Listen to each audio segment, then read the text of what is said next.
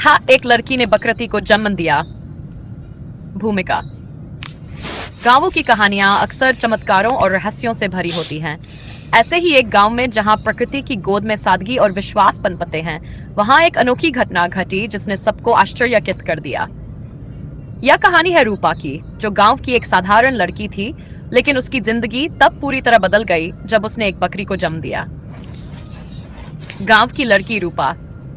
रूपा एक गरीब किसान की बेटी थी। उसका परिवार पशुपालन और खेती से अपना गुजारा करता था।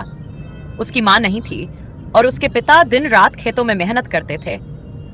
रूपा ने अपनी मां की गैर मौजूदगी में ही खुद को संभालना सीख लिया था।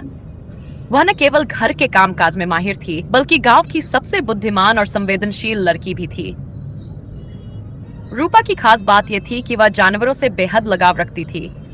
गांव में उसे गायों की सहेली कहा जाता था, क्योंकि वह गायों और बकरियों से ऐसे बातें करती थी जैसे वे उसे समझती हों। उसके घर में कुछ बकरियां थीं जिनका वह बहुत ध्यान रखती थी। अनोखी घटना की शुरुआत। एक दिन रूपा को अजीब अजीब सपने आने लगे। सपने में वह देखती कि एक बकरी उसके पास आती है और मानो उससे कुछ कह रही हो। ये सपने बार बार आने लगे। कभी कभी उसे ऐसा भी महसूस होता कि उसका शरीर सामान्य नहीं रहा, बल्कि कुछ अलग ही परिवर्तन आ रहा है। गांव की औरतें और बुजुर्गों ने इसे शुभ संकेत माना, लेकिन कुछ लोगों को इसमें कोई अनहोनी लग रही थी। धीरे धीरे रूपा का शरीर बदलने लगा।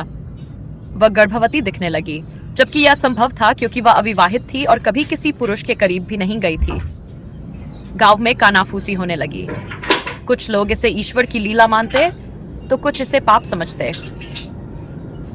रूपा का संघर्ष। रूपा ने गांव वालों की बातें सुनी, पर वह खुद समझ नहीं पा रही थी कि आखिर उसके साथ हो क्या रहा है।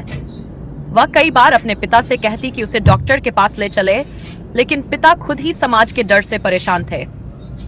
आखिरकार जब उसकी हालत बिगड़ने लगी, तो गांव के बड़े बुजुर्गों ने एक निर्णय लिया कि उसे गांव की सबसे बुजुर्ग दाई माँ के पास ले जाया जाए। दाई माँ ने जब उसकी जांच की, तो वह भी हैरान रह गई। उन्होंने कहा, यह कोई साधारण गर्भ नहीं है, यह प्रकृति का चमत्कार है।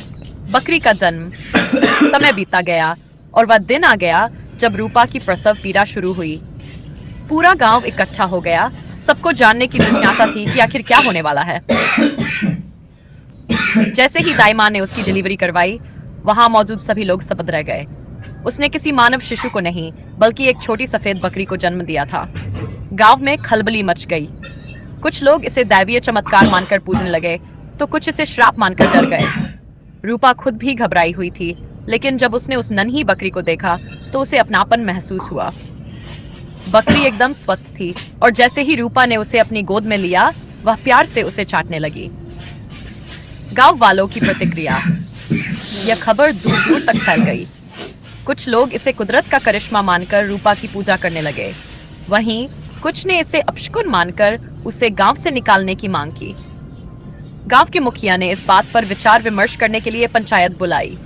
वहां दो विचार आमने सामने थे। एक पक्ष मानता था कि यह कोई दैवीय संकेत है, जबकि दूसरा इसे सामाजिक नियमों के खिलाफ मानता था। आखिरकार निर्णय हुआ कि रूपा को गांव में रहने दिया जाएगा, लेकिन उसे और उसकी बेटी बक को समाज से अलग रखा जाएगा, ताकि कोई अनहोनी न हो। रूपा का नया जीवन। रूपा ने हार नहीं मानी। वह अपनी बकरी के साथ जंगल में चली गई और वहीं रहने लगी। वह उसे मां की तरह पालने लगी। समय के साथ लोगों का डर कम होने लगा। धीरे धीरे कुछ वैज्ञानिक इस घटना की जांच करने गांव पहुंचे।